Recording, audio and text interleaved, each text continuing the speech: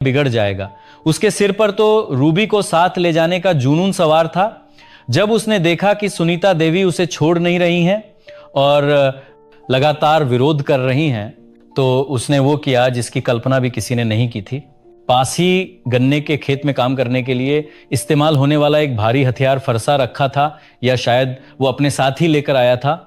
गुस्से में पागल पारस ने वो फरसा उठाया और पूरी ताकत से सुनीता देवी पर वार कर दिया। एक जोर की आवाज आई और अगले ही पल वो जमीन पर गिर पड़ी। लेकिन वो मां थी, गिरते गिरते भी उसने अपनी बेटी का हाथ पकड़ने की कोशिश की। पारस का पागलपन यही नहीं रुका, उसने एक के बाद एक कई हमले किए। सुनीता देवी गंभीर रूप से घायल होकर बेसुध होने लगी। उनकी आंखों के सामने अंधेरा छाने लगा, लेकिन आखिरी सांस तक उनकी नजरें अपनी बेटी रूबी पर थीं, जिसे वो आरोपी अब घसीटते हुए गाड़ी में डाल रहे थे। रूबी चीखती रही, मां मां, लेकिन पारस ने उसे गाड़ी में धकेला, तमंचा दिखाया और जान से मारने की धमकी दी। पलक झपकते ही वो कार धूल उड़ाती हुई वहां से गायब हो गई।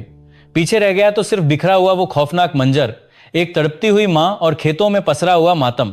थोड़ी ही देर बाद सुनीता देवी का बेटा नरसी, जो शायद कुछ दूरी पर था या पीछे आ रहा था, वो मौके पर पहुंचता है। वहां का मंजर देखकर उसके पैरों तले जमीन खिसक गई।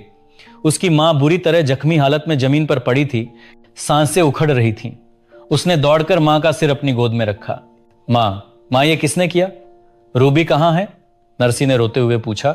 सुनीता देवी बोलने की हालत में नहीं थी, लेकिन उन्होंने लड़खड़ाती जुबान से सिर्फ इतना इशारा किया कि वो लोग रूबी को ले गए, और फिर वो खामोश हो गईं।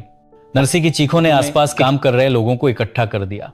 आनन फानन में सुनीता देवी को गाड़ी में डालकर मोदीपुरम के एक बड़े अस्पताल ले जाया गया। डॉक्टर ने हालत बेहद नाजुक बताई। उधर गांव में खबर आग की तरह फैल गई।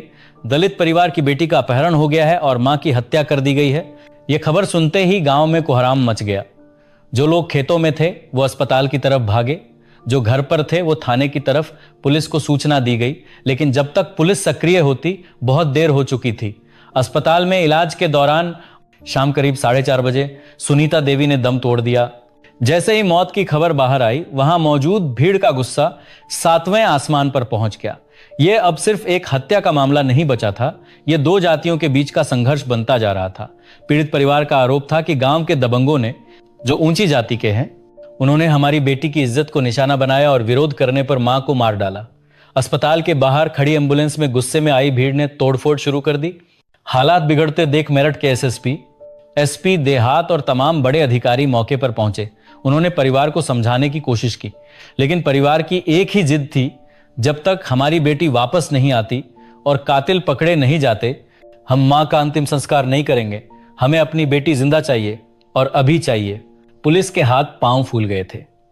एक तरफ मर्डर, तरफ अपहरण और तीसरी तरफ कानून व्यवस्था का बिगड़ता हुआ माहौल। दलित समाज के बड़े नेता और भीम आर्मी के प्रमुख चंद्रशेखर आजाद ने भी सोशल मीडिया पर ऐलान कर दिया कि वो पीड़ित परिवार से मिलने आएंगे। समाजवादी पार्टी के नेता अतुल प्रधान भी मौके पर पहुंच गए।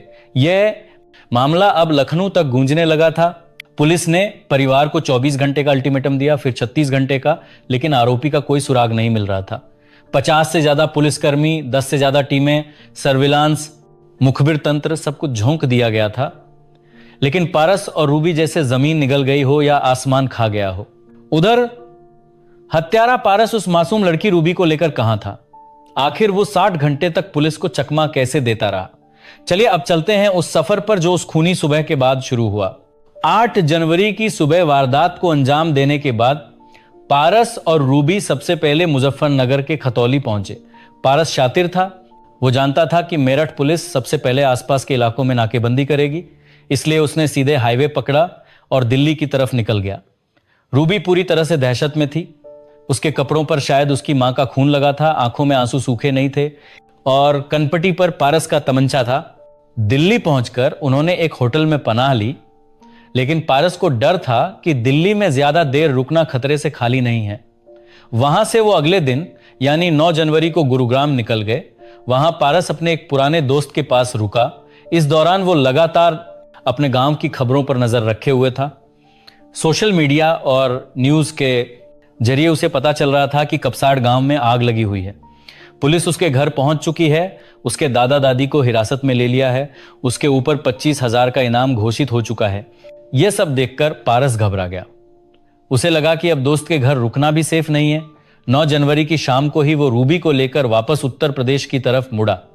वो सहारनपुर के एक गांव टपरी पहुंचा जहां उसकी बहन रहती थी।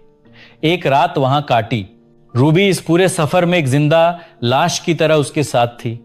न वो चिल्ला सकती थी, न भाग सकती